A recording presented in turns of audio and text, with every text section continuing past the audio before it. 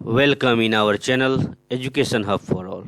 आप लोगों का फिर से बहुत बहुत अभिनंदन आपके अपने channel education hub for all में। आज हम लोग पढ़ेंगे अवलोकन का। हम लोग आज दूसरा भाग स्टार्ट करने जा रहे हैं, जिसमें हम लोग देखेंगे कि बिहार के इतिहास के बारे में हम लोग देखेंगे। बिहार के इतिहास, बिहार के प्राचीन इतिहास के बारे में हम लोग कुछ बात करेंगे। ठीक है, तो जो भी नए होंगे वो कृपया करके क्या कर लेंगे, तो सब्सक्राइब कर लेंगे, बेल आइकन को प्रेस कर लेंगे ताकि आप तक वीडियो टाइमली पहुंच सके। ठीक है, क्या करना है, बेल आइकन सब्सक्राइब कर लेंगे, बेल आइकन को प्रेस कर देंगे ताकि आप तक वीडियो जल्द से जल्द पहुंच सके। तो ये आपका सीरीज 5 है, बिहार एक अवलोकन का, जो हम लोग देख रहे हैं। बिहार एक अवलोकन 2020-21, इसका आज हम लोग 5वां सीरीज देख रहे हैं। आज थोड़ा वीडियो बड़ा होगा, सो वीडियो को भगा भगा के नहीं, शांति से देखेंगे। तो चलिए हम लोग स्टार्ट करते हैं बिहार का इतिहास। सबसे पहले आपका यहाँ पे है प्राचीन बिहार का इतिहास। ओके, पहले हम लोग देखेंगे प्राचीन बिहार का इतिहास। पूर्व ऐतिहासिक बिहार। पूर्व ऐतिहासिक बिहार में हम लोग देखते हैं बिहार क्या है, प्राचीन बिहार के अध्ययन हेतु सभी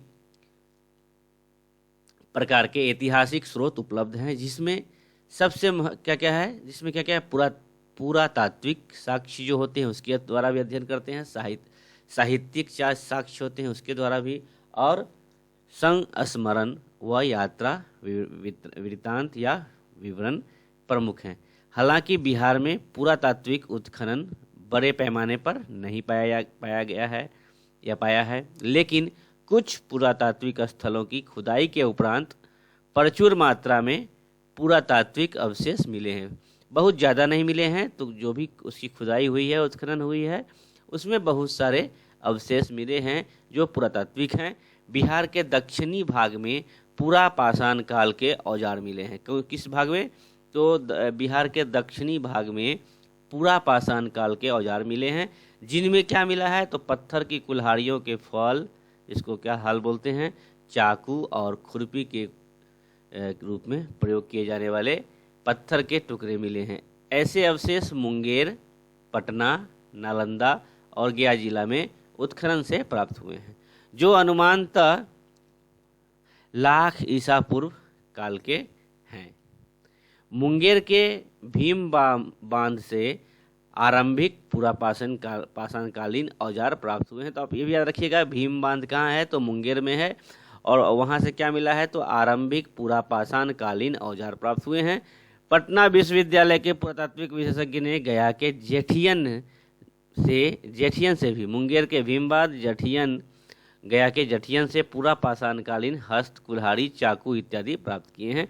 बिहार में मध्य पाषाण काल यानी लाख से 40,000 ईसा पूर्व के अवशेष भी मुंगेर से मिले हैं। ये छोटे आकार के पत्थर के बने हैं, तेज धार एवं नोक वाले औजार हैं।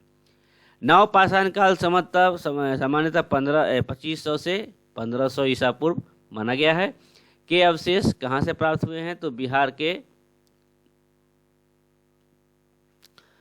के चिरांद से। कहाँ से, बिहार के चिरांद से प्राप्त हुए हैं।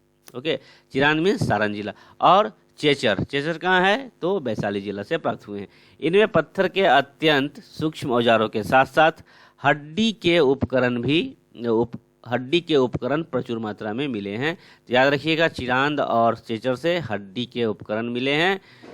चिरांद पूरे भारत में हड्डी के उपकरणों के लिए प्रसिद्ध है। चिरांद क्या है, पूरे भारत में हड्डी के उपकरणों के लिए प्रसिद्ध है, ये भी याद रखेंगे। ताम्र पाषाण काल एवं उसके परिवर्तित चरण से के अवशेष बिहार के कहाँ से मिले हैं, चिरांद, चेचर, सोनपुर, गया व मनेर, पटना से प्राप्त हुए हैं। चिरांद, अंतिचक व ओरियम भागलपुर, राजगीर, सोनपुर और वैशाली से ताम्र पाषाणकालीन काले एवं लाल मृद भांड भी प्राप्त हुए हैं।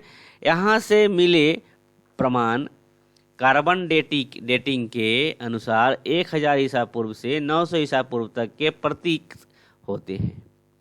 ज्ञातव्य है कि काले एवं लाल मृदभांड सामान्य तौर पर हड़प्पा सभ्यता की विशेषताएं मानी जाती है।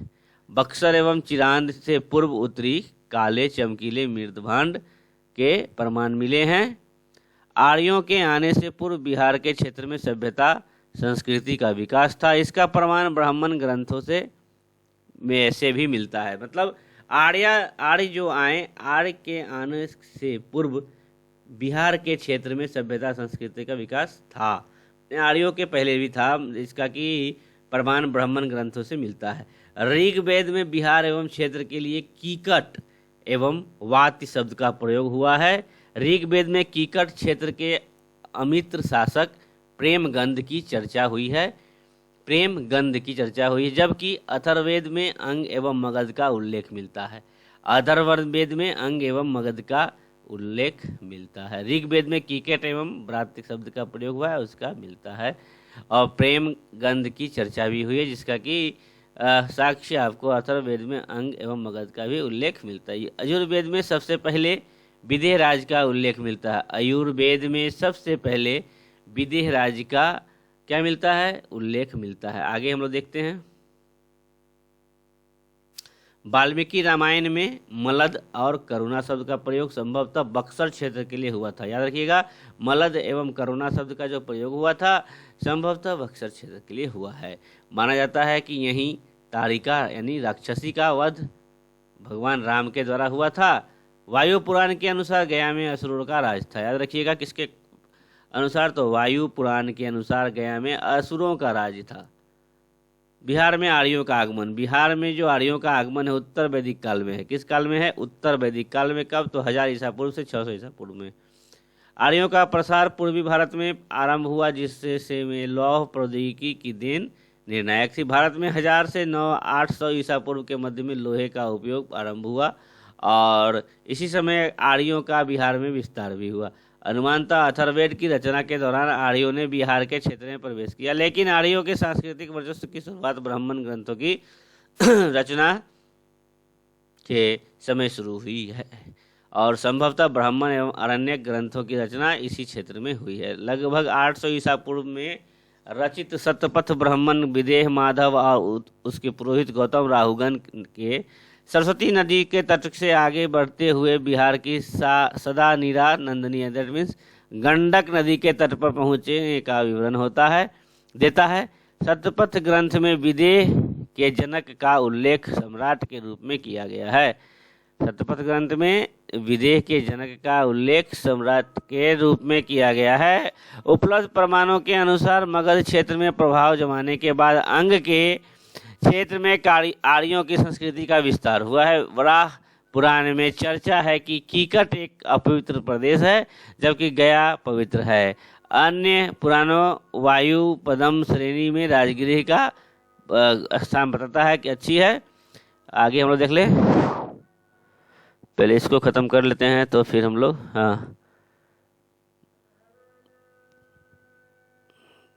शुरुआत में ब्राह्मण रचना में समय संभवतः ईसा पूर्व गंडक विदेह उसके जनक का उल्लेख कहाँ मिलता है?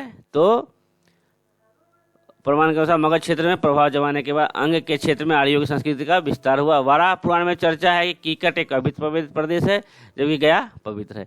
अन्य पुराणों जैसे वायु पुराण पदम इत्यादि में राजगृह गया पुनपन इत्यादि को पवित्र स्थानों की श्रेणी में रखा गया है। वायु पुराण में और पदम पुराण में 6ठी शताब्दी में ईसा पूर्व से पूर्व का बिहार देखते हैं क्या? 6ठी शताब्दी ईसा पूर्व से बिहार में पूर्व अर्थात उत्तर वैदिक काल में बिहार के राजनीतिक इतिहास के पुनर्निर्माण के लिए वेद रामायण महाभारत एवं पुराणों के द्वारा दी गई जानकारी पर निर्भर रहना पड़ता है। आयुर्वेद में सबसे पहले विदेह राज्य का उल्लेख मिलता है। यहाँ के राजवंश की शुरुआत इक्ष्वाकु के पुत्र में निमि विदेह से मानी जाती है। यह सूर्यवंशी थे। इसी वंश के दूसरे राजा मिथि जनक विदेह ने मिथिला की स्थापना की तथा इसके बाद इस वंश के सभी राजाओं के नाम के साथ जनक शब्द जुड़ने लगा। इसी वंश के 25वें राजा थे शिरध्वज जनक थे, जिनके द्वारा गोद ली गई पुत्री सीता का विवाह कहीं कुछ बोला जाता है, कहीं कुछ। ठीक है, यहाँ पे बताया गया है कि गोद ली हुई पुत्री थी। सीता का विवाह कौशल के राजा दशरथ के पुत्र राम से हुआ। इस वंश के पहले दौर में कुल 53 राजा हुए, जबकि दूसरे दौर में 15 राजा हुए। दूसरे दौर के राजाओं में जनक विदेह अपनी विद्वता एवं विद्वानों के संरक्षण के लिए सर्वाधिक प्रसिद्ध हुए। बृहदारण्यक उपनिषद के अनुसार जनक विदेह के दरबार में आयोजित विद्वान की एक प्रतियोगिता में याज्ञवल्क्य के विजयी हुए। इस वंश का अंतिम शासक करल जनक था। याद रखिएगा, इस वंश का अंतिम शासक करल जनक था। बाद में मगध के राजा महापद्मनंद ने विदेह राज्य को अपने राज्य में मिला लिया। कौन मिला लिया? तो राजा महापद्मनंद ने मिला लिया, विदेह राज्य को अपने राज्य में मिला लिया। वैशाली मनु के पुत्र नवनेष्टि ने विशाली क्षेत्र में वैशाल अथवा वैशाली का राजवंश की शुरुआत की। कौन की? नवनेदिष्ट ने। 24वें राजा विशाल ने, इस वंश के 24वें राजा विशाल ने वैशाली शहर की स्थापना की। इस वंश का अंतिम राजा सुमति प्रमति था। ओके। अंग, अथर्ववेद में अंगराज का सर्वप्रथम उल्लेख मिलता है। अथर्ववेद में अंगराज का उल्लेख मिलता है, जहां गैर आर्य जातियों के निवास को स्वीकारा जाता है। एक किंवदंती के अनुसार यहाँ के शासकों की जांच सुंदर होने के कारण इस क्षेत्र का नाम ही अंग पड़ गया। यह राज्य वर्तमान मुंगेर और भागलपुर जिलों में क्षेत्र में फैला हुआ है। अभी जो भी है ये, लेकिन भागलपुर और मुंगेर क्षेत्र में फैला हुआ है था। प्रारंभ में इसकी राजधानी मालिनी थी। तो याद रखिएगा, प्रारंभ में अंग की राजधानी कहाँ थी? मालिनी थी। नदी का नाम जहाँ पे था यह, तो कौन सा नदी पे? तो चंपा या चंपावती। वर्तमान में यह चंपानगर रख दिया गया। भागलपुर के समीप स्थित इस स्थान को वेनसांग चेनप्पो कहता है। वेनसांग क्या कहता है? चेनप्पो। अंग में कुल 25 राजा हुए हैं। तीतुच्छी अंगराज का पहला आर्य राजा था। अंगराज्य का पहला राजा कौन था? तीतुच्छी अंगराज्य का पहला आर्य राजा था। पहला आर्य राजा कौन था? तो तीतुच्छी राज्य का पहला आर्य राजा था। जबकि महाभारत में चर्चित कुंती पुत्र कर्ण यहाँ का अंतिम आर्य राजा था। महाभारत युद्ध के पश्चात अंग एवं मगध राज्य के बीच लगातार संघर्ष होता रहा। दूसरे दौर के अंतर्गत अंग के अंतिम 3 राजा क्रमशः दधिवाहन, धर्मवर्मन तथा ब्रह्मदत्त ने थे। दधिवाहन की पुत्री चंदना जैसे धर्म महावीर से प्रेरित होकर जो स्वीकार करने वाली प्रथम महिला थी। कौन थी? पर चंदना। दधिवाहन के समय वत्स के राजा ने चंपा पर आक्रमण किया। राजा दर्दधर्मन ने अपनी पुत्री का विवाह उदयन के साथ किया। तो ये आज भर का कहानी है, आज भर का आपका क्लास है। इसको देखिए, बेसी मैं लंबा नहीं कर रहा हूँ, नहीं तो बहुत लंबा हो जाएगा video. Okay, bye bye, take care, धन्यवाद। और हाँ, जो नए होंगे प्लीज़ सब्सक्राइब कर लेंगे और बेल आइकन को प्रेस कर देंगे। लाइक एवं कमेंट कीजिए। लाइक करने से क्या होती है? प्रोत्साहन मिलती है वीडियो बनाने में। चलिए बाय बाय, टेक केयर।